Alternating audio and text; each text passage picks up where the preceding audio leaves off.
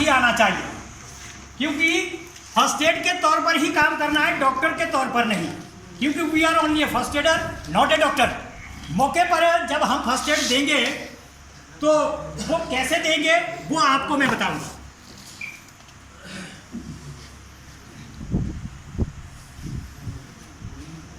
मास casualty situation में कभी कभी ऐसे भी मौके मिलते हैं जब कोई व्यक्ति मरणासन जैसी स्थिति में मिलता है। वैसे तो मरणासन जैसी स्थिति में जो आदमी मिलता है या जो पाया जाता है उसको बिना रुके बिना देरी किए सीपीआर की तकनीक अप्लाई कर देनी चाहिए। लेकिन जो फर्स्ट एड की टीम है वो पहले छंटनी करेगी, ट्रायल्स करेगी।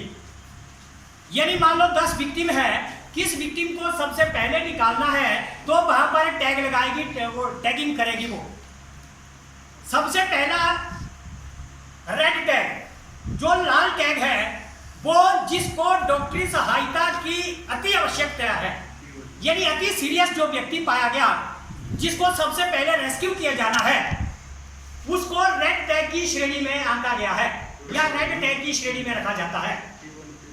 उसके बाद येलो टैग। येलो टैग में विभिन्न प्रकार के अस्थि भंग, चाहे वो ये अंदर की तरफ के पार्ट को अगर डैमेज करे या बाहर को डैमेज करे, ये डिफरेंट टाइप्स ऑफ ये अस्थि भंग के जितने भी हैं फ्रैक्चर के, ये उस श्रेणी में आते हैं। और तीसरा है ग्रीन टैग। ग्रीन टैग में वो व्यक्ति आते हैं, वो विक्टिम आते हैं जो मामूली खरोंच वाले पाए जाते हैं, जिनको टाइम वेस्ट करने की जरूरत नहीं है और उनको मौके पर से ही रवाना किया जाता है। उनको क्या करते हैं, वहीं पर वहां से एम्बुलेंस में भी डालेंगे ना, उनको हॉस्पिटल में ले जाएंगे, क्योंकि जो क्रिटिकल पेशेंट है डॉक्टर का टाइम उनके लिए बच जाना चाहिए। क्लियर है? तो उसके बाद लास्ट में बचता है हमारा ब्लैक टैग। ब्लैक टैग आपकी जानकारी के लिए मैं बताऊं, ऐसा विक्टिम होता है जिसके ना तो हार्ट काम कर रहा होता है ना ही फेफड़े, और इसका एक उदाहरण है वो हार्ट अटैक। हार्ट अटैक भी कभी हमारे बुजुर्गों को घर परिवार के बीच में आता है तो सीपीआर की तकनीक से पुनर्जीवित किया जा सकता है या पुनर्जीवित करने के चांसेस उसमें पाए जाते हैं या हैं। क्योंकि जब जब भी हम एकेडमी में इस प्रकार का प्रशिक्षण हासिल करते हैं तो हमारे को सीपीआर की तकनीक ऐसे पेशेंट को देनी आनी चाहिए और उसकी जांच भी करनी आनी चाहिए कि किस पेशेंट को सीपीआर देना है। ऐसी स्थिति में आपको जब कोई पेशेंट मिलता है तो सीपीआर देने से पहले कुछ एक चीजें चेक करनी होगी। सर्वप्रथम आपको विक्टिम को घटना स्थल से सुरक्षित स्थान पर लाना होगा।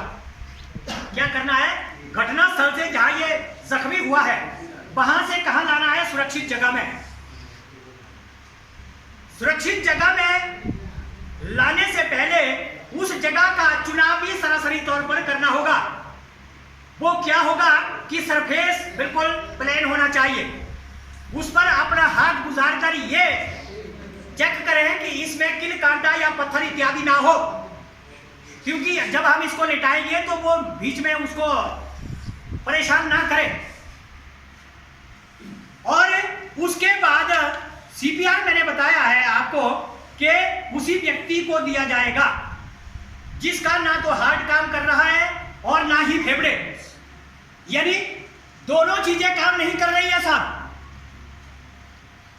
क्लियर है? अब सीपीआर क्या चीज है, कौन सी टेक्निक है, क्या इसका टाइम पीरियड है, यह है टेक्निकल पॉइंट।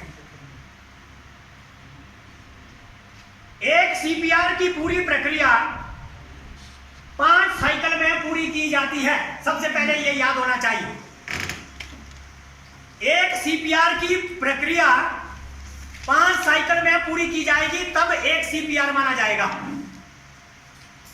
वो 5 साइकिल क्या है इसके बारे में सुने।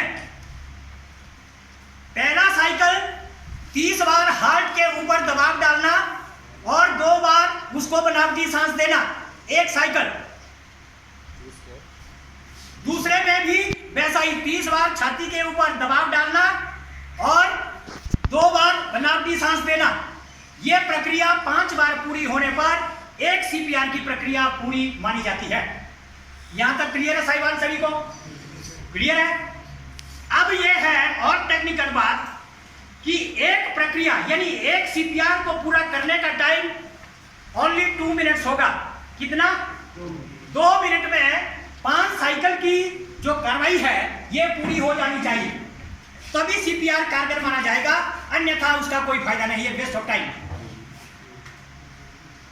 इसके लिए हम भी जब प्रैक्टिस करते हैं या इसका डेमोस्ट्रेशन देते हैं, हर व्यक्ति के, हर रेस्क्यूअर के जहन में यही डालते हैं कि time is precious, don't waste it, it is the seed time of your life, you must use it properly. यानी बिना समय गवाए तमाम गतिविधियों को विराम देकर पेशेंट की तरफ ध्यान दें, उसको सर्वाइव करने की कोशिश करें, उसको जिंदा करने की कोशिश करें। तो इसलिए एक सीपीआर की प्रक्रिया में 5 साइकिल, ये सभी के जहन में आ गया, और एक पूरे सीपीआर को पूरा करने का टाइम केवल 2 मिनट। क्लियर है? अब जो एक साइकिल है, एक साइकिल जो मैंने आपको बताया था कि 30 बार छाती को दबाव डालना है हार्ट के ऊपर और 2 बार सांस लेना है, इसका जो टाइम है 18 से 20 सेकंड। ऐसा नहीं कि मर्जी का नहीं है, ये मैंने 4 दे दिए, फिर थोड़ा समय बैठा, जरा वो देख रहा है, कोई और चीजें भी देख रहा है, फिर आ गया, फिर 4 और दे दिए, ये मान्य नहीं होगा और इसको सीपीआर नहीं कहा जाएगा, और इससे आप विक्टिम को सर्वाइव नहीं कर सकते। इसलिए ये एक मन ध्यान से, यानी मैंने बताया है आपको पूर्व में कि तमाम गतिविधि को विराम देना है, सिर्फ फोकस किसके ऊपर रखना है, उसको सर्वाइव करने के ऊपर। यहां तक टेक्निकल पॉइंट समझ आ गए? यानी एक सीपीआर में 5 चरण, यानी 5 साइकिल। एक साइकिल का मतलब 30 बार छाती के ऊपर दबाव डालना है और 2 बार बनावटी सांस लेना। ये 5 बार जब पूरा होगा तो एक सीपीआर माना जाएगा। इसका जो टाइम है ओनली 2 मिनट। क्लियर है? अब सवाल ये आता है कि ये सीपीआर ऐसी स्थिति में आने से कब तक दिया जाना चाहिए? याद रखें साहिबान, जब कभी मरणासन जैसी स्थिति में आदमी पाया जाता है तो उसके ठीक 8 मिनट तक सीपीआर की प्रक्रिया अति कारगर मानी जाती है, और इसमें रिजल्ट पॉजिटिव आए हैं और कई जगह पर जो है इसमें सर्वाइव हुए हैं, और मरणासन जैसी स्थिति में आदमी को जिंदा कर दिया गया है। क्लियर है? तो उसके बाद टेक्निकल पॉइंट आगे बढ़े। आपने प्लेन जगह पर लेटाया, जगह चूज कर दी, सब कुछ हो गया ना? तो सीपीआर मैंने बताया किस आदमी को देना है जिसका ना तो हार्ट काम कर रहा है ना फेफड़े, दोनों चीजें साहब काम नहीं कर रही है, पीछे वाले साहब, हाँ, दोनों चीजें नहीं काम कर रही है उसकी, हार्ट भी और फेफड़े भी, यानी सांस भी नहीं ले रहा है और नब्ज भी नहीं चल रही है। इस चीज को कैसे चेक करना है ये आना चाहिए, ये है जरूरी बात कि वाकई इसकी दोनों चीजें काम नहीं कर रही है। कभी कभी ऐसा भी होता है कि सांस आदमी बिल्कुल धीरे लेता है, जजमेंट नहीं होता है, वो चीज भी चेक करनी आनी चाहिए। आगे बात समझ? तो उसको सीपीआर नहीं देना है। तो सीपीआर किसको देना है? जिसकी दोनों चीजें नहीं काम कर रही है, उसी को आप मरणासन जैसी स्थिति में बोलेंगे। लेकिन उसको डेड घोषित करने की पावर किसको है? डॉक्टर को। We are only a first aider. वो चाहे मरा हुआ भी है, आपने बोलना है कि ये मरणासन स्थिति में है, क्योंकि आपकी लिखा पढ़ी मान्य नहीं होगी। ये तो जब आपने सीपीआर देना है तो इससे पहले कुछ एक बातें ध्यान में रखी जाए। Tight cloth should be loose. जो कपड़े इसने पहने हैं अगर टाइट हो रहे हैं, अगर स्वेटिंग आई है तो उनको हल्का सा ढीला किया जाए। क्लियर है? अगर बिल्कुल ही टाइट है तो उनको फाड़ा भी जा सकता है।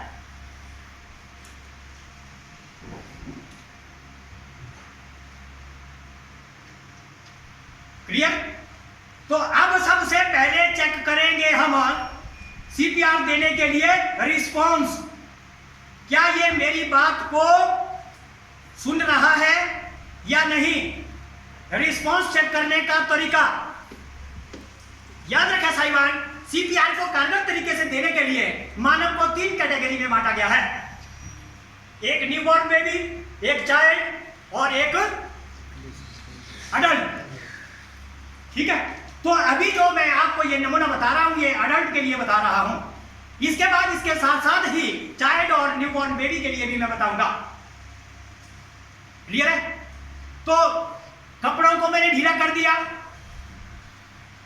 तो अब क्या करना है, रिस्पॉन्स चेक करना है। हेलो भाई साहब, हेलो हेलो हेलो भाई साहब, मेरी आवाज सुनाई दे रही है? समझ गए? हाँ, यानी नो रिस्पॉन्स। मान लीजिए कोई रिस्पॉन्स नहीं दिया, एक चीज चेक कर ली मैंने कि भाई रिस्पॉन्स नहीं दे रहा है, ये नो रिस्पॉन्स। अब मैंने फेफड़े चेक करने हैं कि भाई फेफड़े काम कर रहे हैं कि नहीं कर रहे। इसके लिए समय को बचाने के लिए लुक, लिसन एंड फील 3 काम एक साथ करने होते हैं। रेस्क्यूअर को देखना भी है, सुनना भी है और महसूस भी करना है। वो कैसे करेंगे?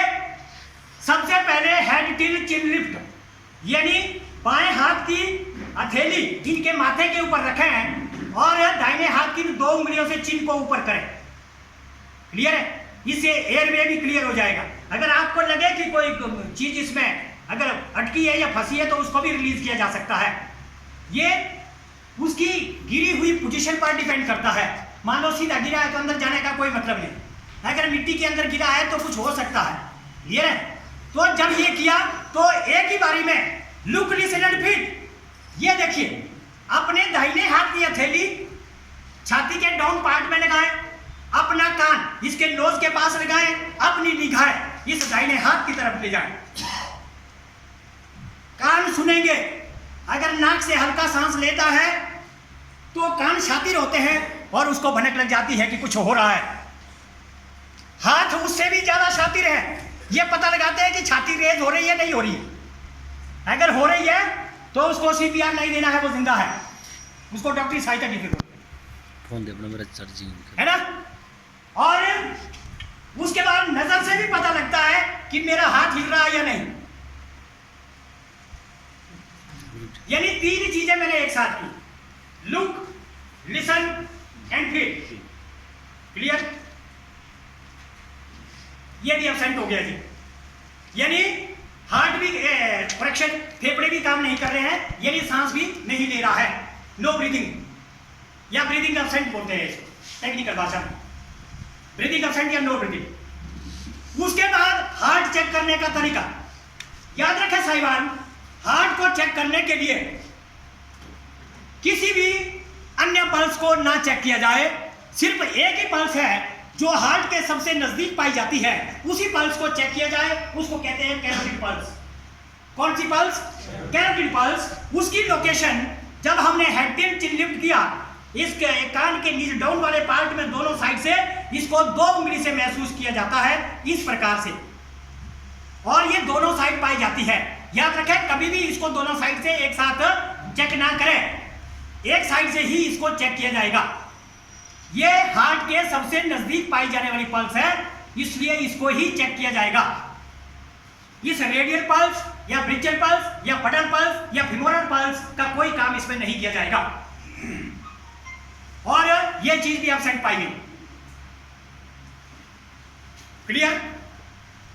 अब क्या करना है उसके बाद, अगर आपके पास फोन है तो 108 को फोन करें, अगर फोन नहीं है तो वहां पर आवाज लगाए, कोई सुन रहा है, हेलो कोई सुन रहा है, तो यहां आए, यहां पर एक व्यक्ति गिरा पड़ा है, ताकि कोई न कोई सुनेगा तो वो आ जाए। अगर फोन है तो लॉक करें 108 एम्बुलेंस के लिए। हाँ 108, मैं कंपनी कमांडर कमल भंडारी, हिमाचल होमगार्ड, अटल सदन कुल्लू में हमारे रेस्क्यू टीम के एक सदस्य को हार्ट अटैक आया है। मैंने उसकी तमाम गतिविधियां चेक की, लेकिन उसको मैं सीपीआर दे रहा हूं, आप जल्दी से यहां आ जाए, फोन जेब में और सीपीआर की तैयारी करें। जितने को सीपीआर की प्रक्रिया पूरी होगी उतने को एम्बुलेंस भी आएगा, टाइम भी वेस्ट नहीं होगा और इसको भी हम हॉस्पिटल ले जाएंगे। अब है सीपीआर देने का तरीका। यहाँ तक की गतिविधि आपकी हो गई? जी सर। हो गई? जी। पीछे अफसर साहिबान, अभी आपने